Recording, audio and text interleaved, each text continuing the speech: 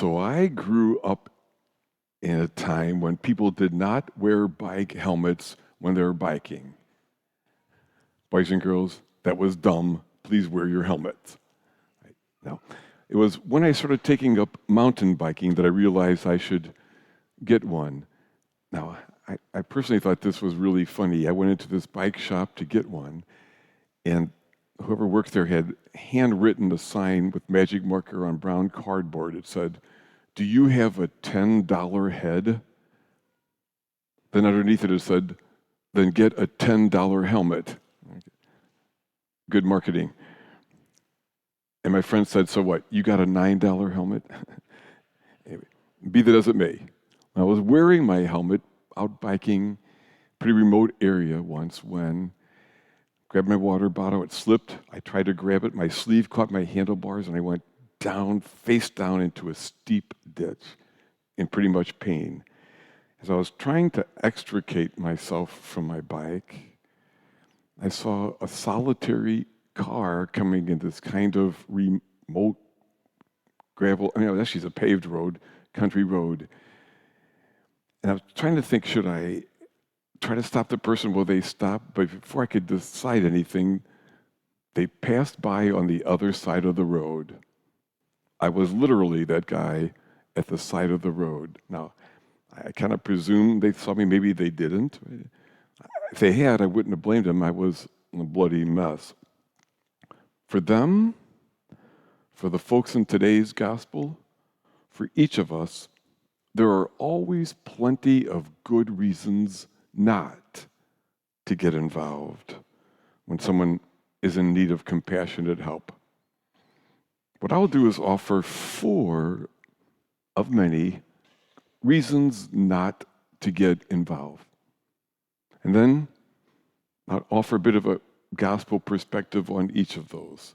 The first reason not to get involved, the needs are just too many. Secondly, it is often very messy if you do get involved.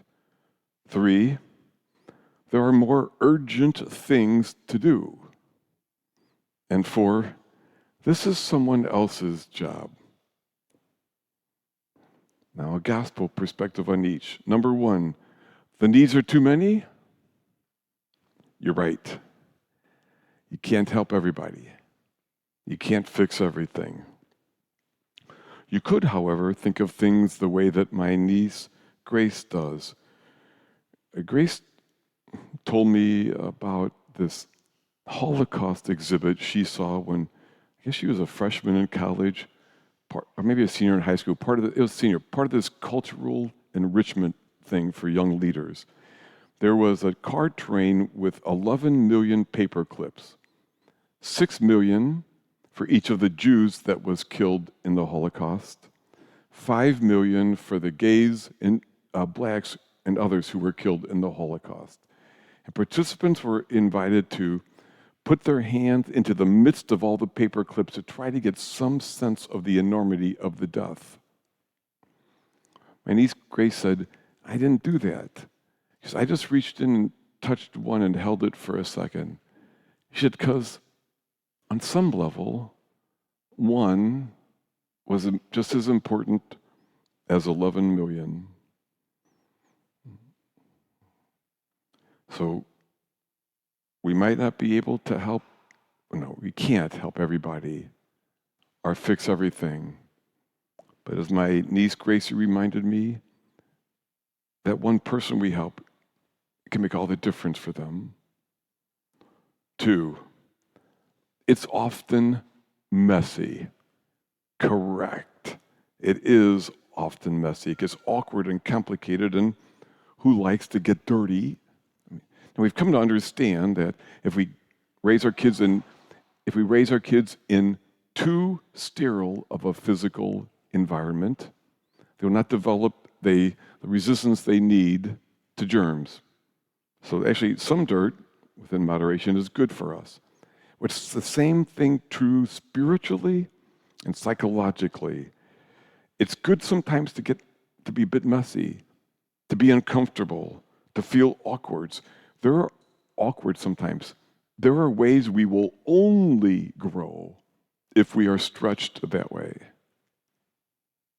Thirdly, there are more important things to do, or more urgent things at least. Yeah, at least for me, probably for you, there's always are so many things to do.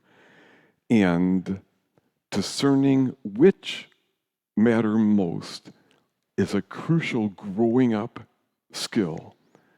And for persons of faith, it is a crucial growing up skill. The question is ultimately, what brings about the most love in the world, this kingdom that Jesus proclaimed and for which he gave his life? Certainly we'll meet some people who, at least most of us will meet some people who are very needy emotionally. It would take every moment of our lives, and we have to set boundaries and keep moving sometimes. And I'm not saying we should try to jump in and fix everything or solve everybody's problems. What I am saying is that in general, when a need is presented, someone in need of some kind of compassionate care, if I can, it's probably God nudging me to do something. And number 4, this is someone else's job. So the gospel, I think, would say a flat out, nah, it isn't. We might wish that were true sometimes. But we, as followers of Christ, are to imitate our lives upon his. He spent his life with the outcast, poured himself out for the immigrant, for the sinners, the lowly, and he counts on us and commissioned us to do the same in our time. When I look back on, there's, I'm sure, other reasons to not get involved. Always important to see what the gospel would say about those. And when I look back on my life, I know I'll never forget some of the ways I was on the receiving end of such kindness. I'll never, ever forget. And I think about my own choices to be involved or not involved over the years. Sometimes I was involved, but not for always the best of reasons, right? Sometimes I did get burned. And sometimes I did pass by the side of the road in ways that I lament.